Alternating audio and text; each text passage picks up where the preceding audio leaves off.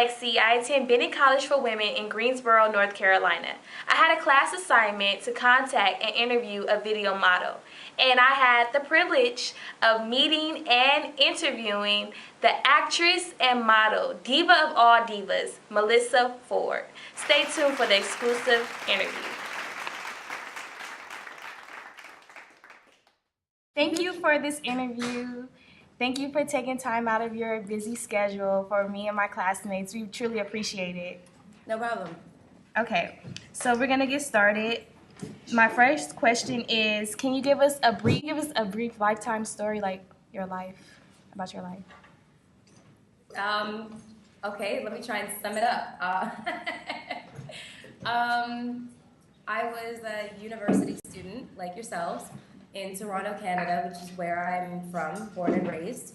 And I was studying forensic psychology when I was tapped to do my first music video by Little X, the video director. And, you know, even though I saw it as something really fun to do, it was extra money in my pocket, because as you guys know, in college and university, you scrape together, you know, pennies and dimes to order pizza and stuff. So having an extra $1,000 or $1,500 American in my pocket, you know, just for having worn a bikini in a video was kind of awesome.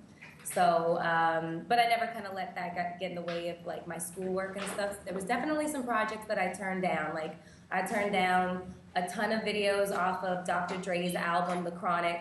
I turned down, that was 2001, right?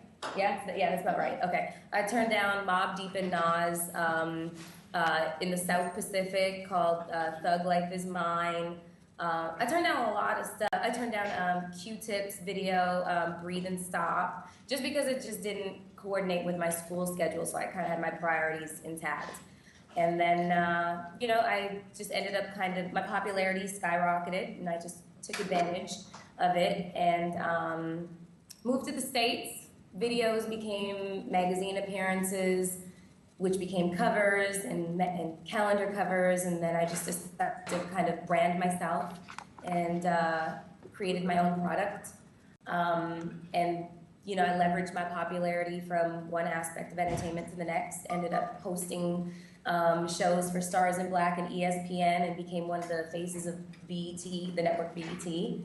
Movies, television shows, and you know, mixed in with that is, you know, being published in several different publications and books, my writing, and also, you know, putting on my community activist hat and you know, kind of delving into the philanthropic arena and trying to raise awareness for the prevention of AIDS and HIV in the African American community, and you know, just trying to assist girls using my story as, you know, a point of leverage to, you know, help them work through self-esteem issues, discover their self-worth, and, you know, become contributing members of society. I think that's the short form of it. Okay, thank you.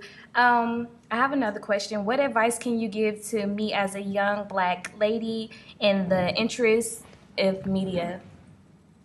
Well, a lot of young girls like yourself do ask me pretty much that same question, but it's usually they want to find out, you know, what do I think about modeling, how would they go about it, etc. Would they, you know, do the same things that I did? And I basically answer no, because the time in which I came up in this industry is gone. You know, I mean, videos were, when I did them, they were like, you know, at minimum $500,000 budgets. I was on video sets that had $1.5 million budgets, you know, like the quality of the videos, the girls that they used, you know, the amount of money that went into the entire process is just very different, you know.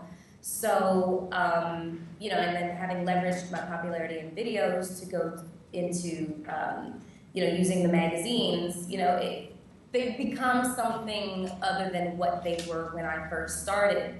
So would I give a girl advice to start modeling? Only if Sears and Macy's catalogs are knocking at your door. That's modeling, you know? Like, I'm not gonna advocate the men's magazines because primarily less than 0.001% of girls get any kind of attention from them, and the right kind of attention that they can leverage into something respectable. But in terms of a career in media or entertainment, there's a ton of careers that are viable options for girls like yourself. I mean, I'm sitting at in the office of MBD Inc., which is two of my really, really good girlfriends, Masa and Miata David. They're the president and vice president of the company. It's an event planning and publicity firm, and they've got one of their clients is World Star Hip Hop. They've got they've built their brand as kind of like a force to be reckoned with in the publicity and event planning realm. And my manager is also beside me. Her name is Daniela Cobb. She runs Pink Diamond Management, and she's got a roster of clients that do everything from DJ to makeup artistry, styling, music, and then myself.